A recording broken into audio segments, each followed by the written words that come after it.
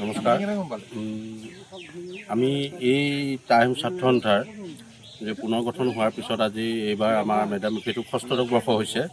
কিন্তু তাৰ আগতো আমি 2005 চনত যেতিয়া টাইম মহকুমা ছাত্ৰ সন্থা গঠন কৰিছিলোঁ, মানে মোৰ কাৰ্যকালত, তেতিয়াও আমি 3-4বাৰমান আমি মেডাম-মেফি অনুষ্ঠান বিভিন্ন ঠাইত ঠাই সলনি কৰি আমি আয়োজন কৰি আছিলোঁ।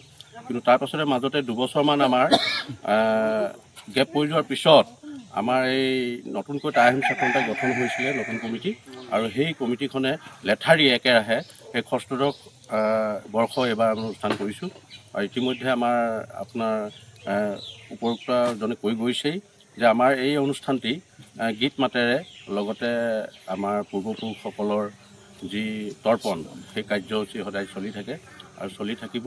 আৰু ভৱিষ্যতলৈ আমি ইয়াতকৈ এটা ডাঙৰ সুদূৰ প্ৰসাৰী এটা বহল পৰিসৰৰ ক্ষেত্ৰত আমি অহা বছৰ হয়তো কৰাৰ ক্ষেত্ৰত আমি মানসিকতা গঢ়ি তুলিছোঁ।